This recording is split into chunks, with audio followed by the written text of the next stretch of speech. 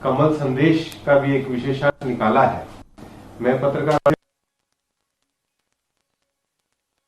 माननीय जगत प्रकाश नड्डा जी से निवेदन करूंगा कि वे आज आप सबके सामने पार्टी के मुखपत्र कमल संदेश के विशेषांक का विमोचन करें। माननीय जगत प्रकाश नड्डा जी, दोनों भाषाओं में, हिंदी तथा अंग्रेजी में।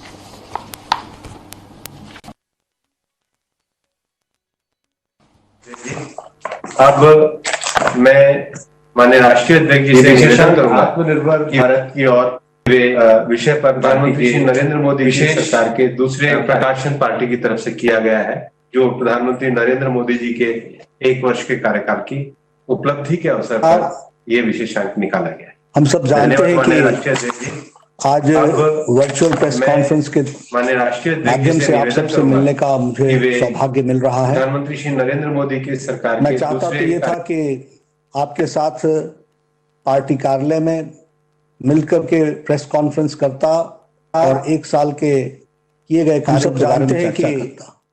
लेकिन हम सबको मालूम है कि हम सब लोग माध्यम से आपसे मिलने का मुझे सौभाग्य मिल रहा है, दैनंदिन कार्य को चला रहे हैं कि आपके साथ पार्टी कार्यालय में मिलकर के प्रेस कॉन्फ्रेंस करता और 1 साल के किए गए कार्यों के बारे में चर्चा करता। लेकिन हम सबको मालूम है कि हम सब लोग कोरोना वायरस के साए में अपने दैनंदिन कार्य को चला रहे हैं और डिजिटल वर्ल्ड का सहारा लेते हुए, डिजिटल टूल्स का सहारा लेते हुए इस वर्चुअल प्रेस कॉन्फ्रेंस में हम सब लोग शामिल हुए हैं। एक बार पुनः आप सबका इस प्रेस कॉन्फ्रेंस में। और प्रधानमंत्री मोदी जी के दूसरे कार्यकाल प्रथम वर्ष पूर्ण होने पर उनको अपनी ओर से और करोड़ों करोड़ हमारे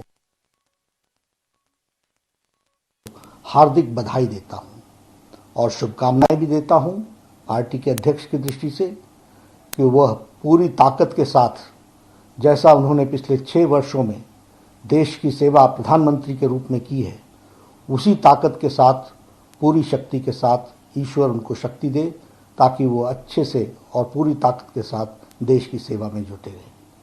हम सब जानते हैं कि यह जो समय गुजरा, यह अकॉम्प्लिशमेंट्स का, this has been a year of accomplishments and also we have faced unimaginable challenges also. और प्रधानमंत्री जी ने बखूबी सारी चीज़ों को फ्रंट से लीड करके देश को एक दृष्टि दी और देश की सेवा में कोरोना के वायरस के साए को भी ठीक तरीके से संभालने का काम किया है। ये सब हम लोग जानते हैं। हम यह भी जानते हैं कि मोदी जी के नेतृत्व में 6 साल में भारत स्वावलंबी हुआ, आत्मनिर्भर भारत, और आत्मसम्मान के साथ भारत की छवि दुनिया में बनी है। यह मोदी जी के नेतृत्व के कारण हुआ है। हम यह भी जानते हैं कि पिछले 6 वर्षों में जो 7 दशक का गैप था, उस गैप पहले अगर हम देखें और हम इस बात को समझें कि पहले कार्यकाल में मोदी जी ने जहां इंफ्रास्ट्रक्चर पर काम किया और इंफ्रास्ट्रक्चर के साथ साथ लॉन्ग तीव्र गति से, दूसरे कार्यकाल में प्रथम वर्ष में तीव्र गति से बोल्ड डिसीजंस भारत की एकता और अखंडता के लिए, और उसी तरीके से सोशल जस्टिस, उसी तरीके से इकोनॉमिक जस्टिस, और उसी तरीके से हार्ड डिसीजंस लेते हुए देश के आम व्यक्ति को, गरीब व्यक्ति को लाभ पहुंच सके, इसके प्रयोजन, इसके आयोजन प्रधानमंत्री मोदी जी ने 1 साल में किए हैं।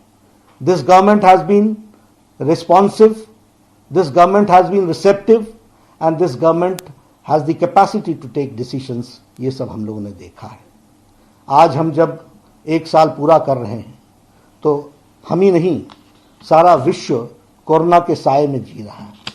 और यह स्थिति कोरोना की दृष्टि से देखी जाए तो हम ये कह सकते हैं कि अन्य देशों के मुकाबले भारत ने मोदी जी के नेतृत्व में कोरोना की लड़ाई एक इस तरीके से लड़ी जिसमें भारत की स्थिति संभली हुई रही और बहुत हद तक उसको संभाल के रखा गया है। प्रधानमंत्री मोदी जी ने कोरोना की लड़ाई में जन भागीदारी, जन सहयोग, सबको साथ लेकर के चलना और उसके साथ साथ टाइमली एंड बोल्ड डिसीजंस लेना, ये मोदी जी की खासियत रही है। और इस कारण से हम ये भी देखते हैं कि जहां बड़े महाशक्तिशाली देश जो समस्याओं से घिर गए और वह भी अपने आप को कोरोना के सामने असहाय मानते हैं, वहां भारत देश ने कोरोना की लड़ाई इस प्रकार से लड़ी और इस तरीके से उस काम को संभाला। वह दूरदृष्टि थी प्रधानमंत्री जी की, जिसने समय पर लॉकडाउन किया और लॉकडाउन के कारण आज भारत की स्थिति संभली हुई परिस्थिति में हम सबको देखने को मिलती है। तो यह भी हम लोगों ने देखा है।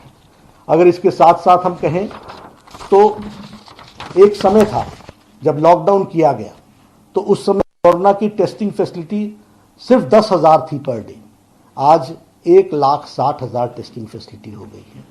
उसी तरीके से उस समय हमारे पास पीपीई किट्स की कमी थी, लेकिन आज लगभग 600 उद्यमी हमारे देश के लगभग 4,50,000 PPE kits, personal protection equipment kits, उसके जो किट्स हैं वो आज 4,50,000 प्रतिदिन बन रहे हैं। यह परिस्थिति आकर के खड़ी हुई। 60,000 वेंटिलेटर्स का प्रावधान किया गया है, जिसमें से 58,000 वेंटिलेटर्स भारत में ही बन रहे हैं। यह है आत्मनिर्भर भारत की पहचान जिसको उन्होंने बनाया है।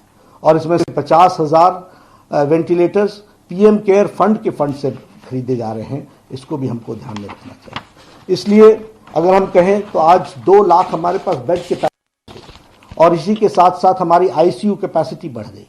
तो हमने कोशिश की है कि स्वास्थ्य के ढांचे को, जहां शक्तिशाली देश स्वास्थ्य के मामले में उनके सिस्टम्स चरमरा गए, कोलैप्स कर गए, वहां भारत ने अपने आप को संभाल करके चलाने का प्रयास किया और मोदी जी के नेतृत्व में आत्मनिर्भर भारत की ओर हम आगे बढ़े। हमारे देश के उद्यमियों ने भी इसमें साथ दिया और इसके कारण आज हम इस लड़ाई को लड़ने के लिए तैयार भी हुए हैं और स्वदेशी और स्वावलंबन के मंत्र को लेकर के हम आगे बढ़ रहे हैं।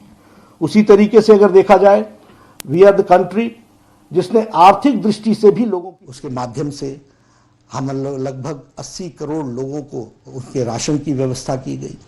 20 करोड़ बहनों को हमारे जनधन के खाते में, उनके जनधन के खाते में 500 रुपए पूरे 3 महीने के लिए डालने का हर महीने के लिए प्रयास किया गया। उसी तरीके से हमारे दिव्यांग भाई, हमारे बुजुर्ग, उनके भी खातों में 1,000 रुपए देने का प्रयास हुआ।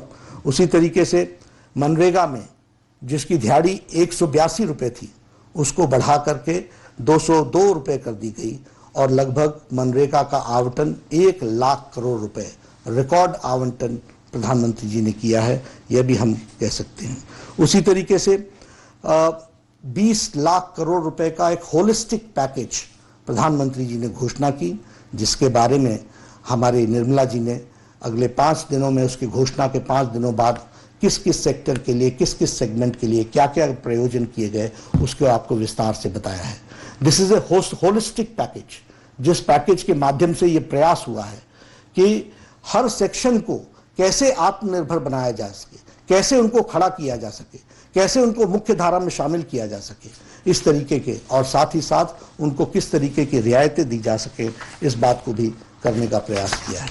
उसी तरीके से अगर हम कहें तो वसुधैव कुटुंबकम का नारा लेते हुए कोरोना की लड़ाई के बीच में हम लोगों ने 100 से ज्यादा देशों को उस समय हम लोगों ने राहत पहुंचाने का काम किया और उनको मेडिसिन पहुंचाने का काम किया। यह भी हमको ध्यान में रखना चाहिए।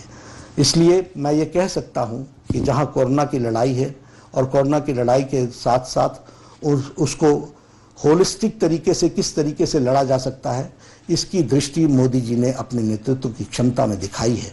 और यह इस लड़ाई को बहुत जिसे मैं ये कह सकता हूं कि पूरी शिद्दत के साथ और फ्रंट से लड़ करके, और मैं यह भी कहना चाहूँगा और यहाँ पर देश को धन्यवाद देना चाहूँगा कि प्रधानमंत्री जी के एक एक आह्वान को देश ने रिस्पॉन्ड किया, देश ने सुना, देश ने समझा, देश ने उसको आत्मसात किया। इसलिए मैं देश की जनता को भी धन्यवाद देता हूँ। और साथ ही साथ मोदी जी ने जिस नेतृत्व का नेतृत्व क्षमता को दिखाया है वह सच में अनुकरणीय भी है और वह सच में प्रशंसनीय है। ये हमको ध्यान में रखना चाहिए। मित्रों, कोरोना के साथ साथ भारत ने मोदी जी के दूसरे कार्यकाल में प्रथम वर्ष में बहुत डिसाइसिव डिसीजंस लिए।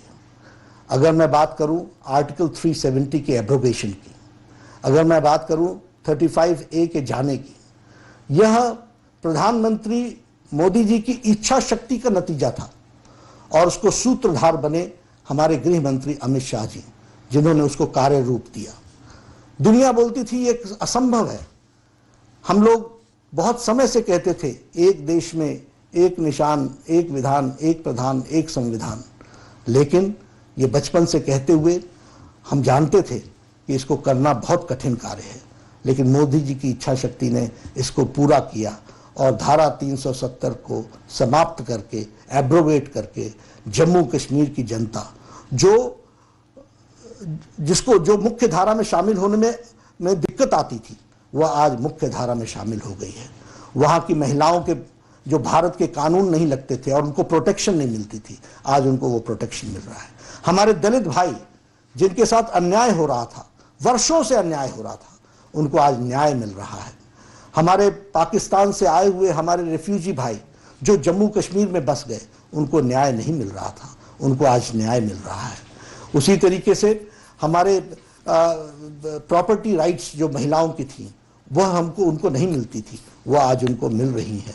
इस तरीके से जम्मू कश्मीर, लद्दाख का इलाका वो हमेशा इग्नोर्ड था, वह आज मुख्य धारा में शामिल होकर के अपने विकास के प्रगति के पथ पर चल पड़ा है।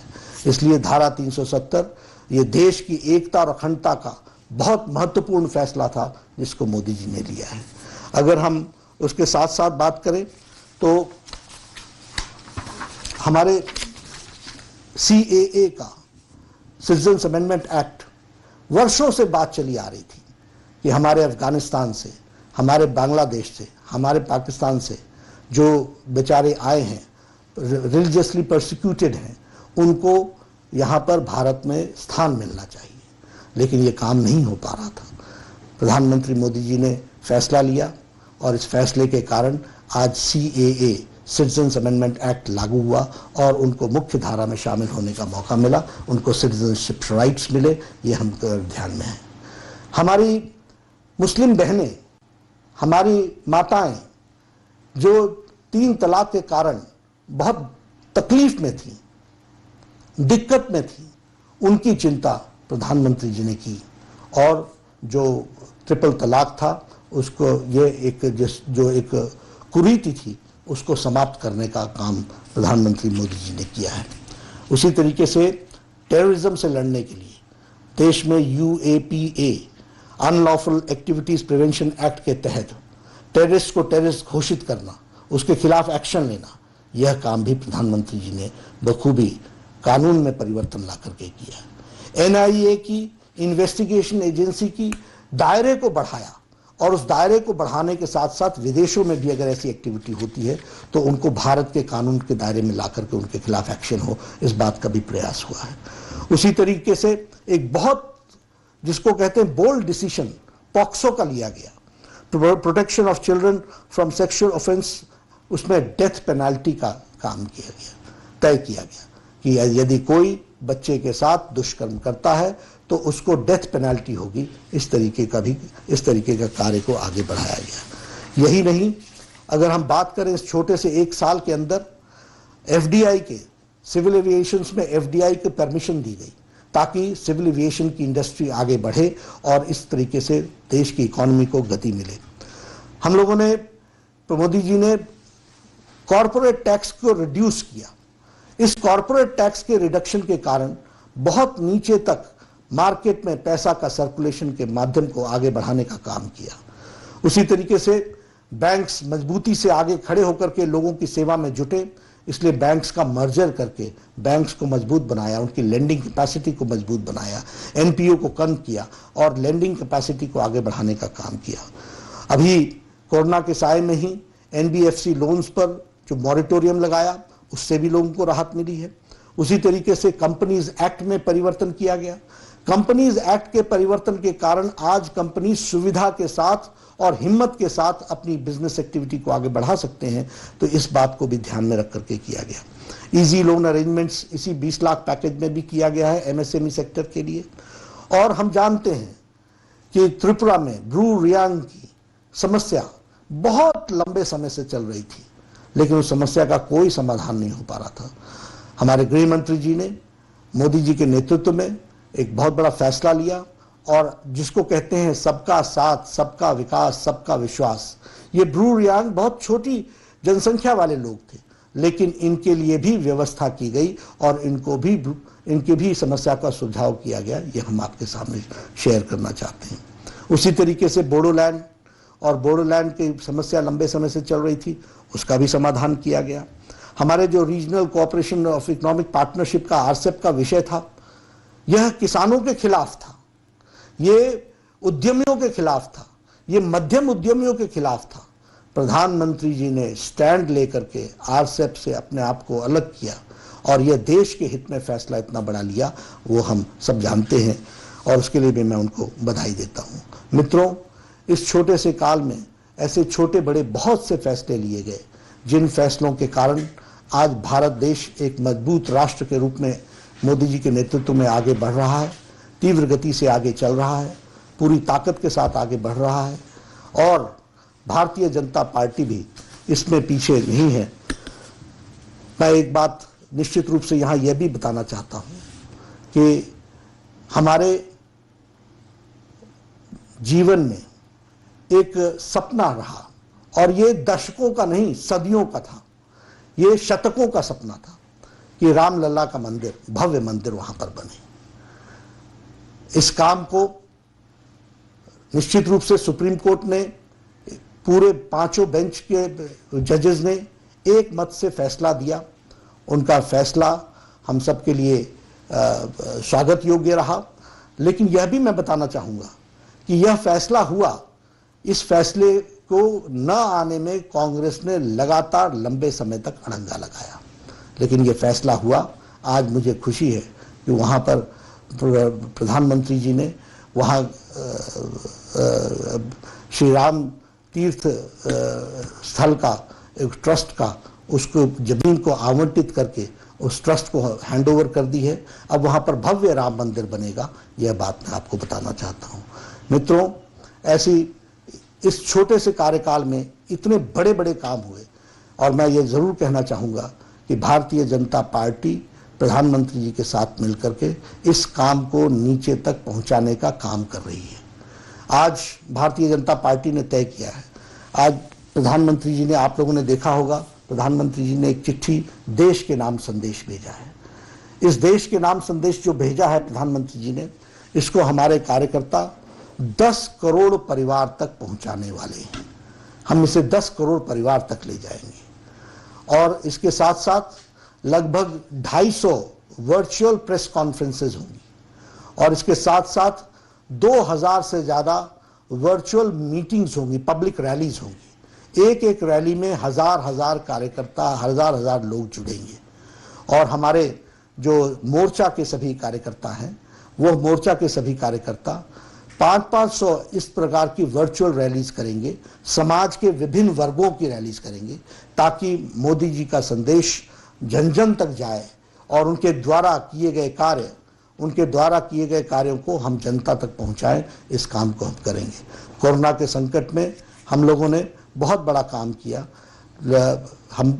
मुझे खुशी है कि हमारे कार्यकर्ताओं ने मिलकर फीड द नीडी में 14 करोड़ से ज्यादा लोगों को फूड पैकेट्स पहुंचाए, और इसी तरीके से 4 करोड़ से ज्यादा राशन बांटे, लगभग 5 करोड़ के आसपास फेस मास्क बांटे हैं, फेस कवर बांटे हैं। तो हमारी कोशिश रही है पार्टी की ओर से भी, सरकार के साथ कंधे से कंधा मिला करके चले, और सरकार के साथ कंधे से कंधा मिला करके पूरी ताकत प्रदान करें। उसके साथ साथ जनता की सेवा में हम जुटे रहें, राष्ट्र की सेवा में हम जुटे रहें। भारतीय जनता पार्टी एक अच्छा उपकरण बने राष्ट्र की सेवा में, और मोदी जी के नेतृत्व में लाए गए कामों को अमली जामा पहुंचाने के लिए नीचे तक अपना काम करे, यही मैं कहना चाहता हूं। मित्रों, आज 1 साल के पूर्ण होने पर हम इस वर्चुअल प्रेस कॉन्फ्रेंस में आप सबसे हमने बातचीत की, कुछ मुद्दों को हमने छूने का प्रयास किया, आपसे चर्चा की है।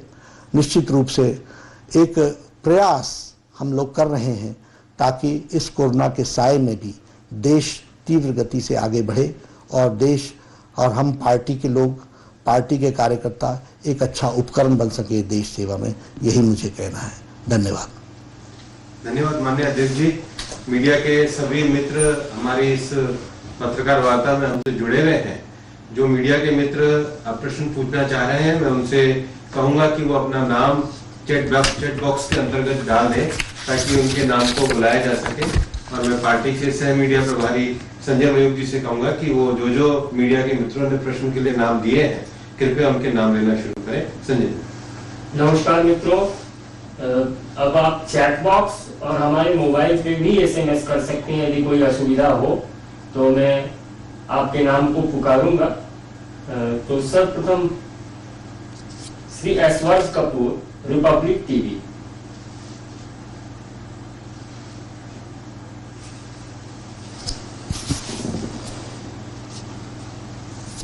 श्री विकास भदौरिया, ABP। तो बीजेपी के राष्ट्रीय अध्यक्ष JP नड्डा को आप सुन रहे थे। अच्छे दिन के नारे के साथ मोदी सरकार का कार्यकाल शुरू हुआ था, जो अब आत्मनिर्भर बनने तक के नारे तक पहुंच गया है। इस बीच कई उपलब्धियां पार्टी ने अपनी गिनाई है। JP नड्डा को जब आप सुन रहे थे, उन्होंने तमाम वो उपलब्धियां गिनाई सरकार की जो मोदी कार्यकाल में पूरी की गई, कई ज्यादा विवाद बनने के बाद भी पूरी की गई, जिसमें हम आपको बता रहे हैं कई ऐसे कानून थे जिनको लाया गया विरोध झेलने के बाद भी, और हर देश के नागरिक के लिए कुछ न कुछ बेहतर करते हुए मोदी सरकार आगे बढ़ी और दूसरे कार्यकाल का 1 साल सफलतापूर्वक आज पूरा कर लेती है। आज कई वर्चुअल रैलियां होने वाली हैं बीजेपी की, जिसमें अभी फिलहाल वर्चुअल प्रेस कॉन्फ्रेंस जो कर रहे हैं JP नड्डा, मीडिया के सवालों के जवाब भी दे रहे हैं। और अपनी बातों में सबसे पहले उन्होंने कोरोना काल का जिक्र किया। कोरोना काल का जिक्र करते हुए उन्होंने भारत की तारीफ की, मोदी सरकार के काम की तारीफ